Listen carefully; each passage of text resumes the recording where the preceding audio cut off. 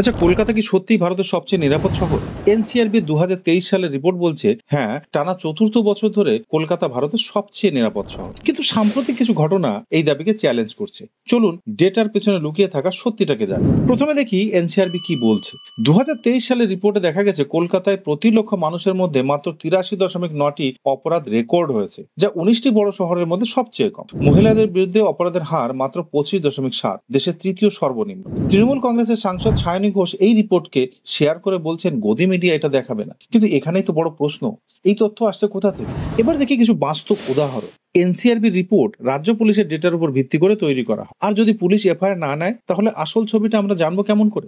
এটা কি মজা, ঠাট্টা হচ্ছে, না এটা একটা জঘন্য মিথ্যে, একটা ভণ্ডামি, যেখানে এফআইআর কে ঢাল বানিয়ে অপরাধ গোপন করা হচ্ছে? দেখুন, আমরা সবাই জানি পশ্চিমবঙ্গের পুলিশ কিভাবে দলদাসের মতো কাজ করছে। কিছুদিন আগেই একটা ভিডিও ভাইরাল হয়েছিল, যেখানে টিএমসি নেতা অনুব্রত মণ্ডল যে একজন পুলিশ অফিসারের স্ত্রীকে নিয়ে এমন জঘন্য ভাষায় আক্রমণ করেছিল, যা শুনলে রক্ত হিম হয়ে যায়, জ্বলে ওঠে শরীর। তার কি শাস্তি হয়েছে? একটা হাসি ঠাট্টার ওয়ার্নিং। আজ সেই নেতা দলের হেভিওয়েট নেতা হয়ে বসে আছে। 2024 সালের আরজিকর মেডিকেল কেসের কথা মনে আছে আপনাদের? একজন মহিলা ডাক্তার ধর্ষণ এবং হত্যার শিকার। পুলিশ প্রথমে এফআইআর নিতে অস্বীকার করে। তার মৃতদেহের সঙ্গে যথাযথ ব্যবস্থা নেওয়া হয় না। শেষ পর্যন্ত মামলা যায় সিবিআই এর হাতে কোর্টের আদেশে।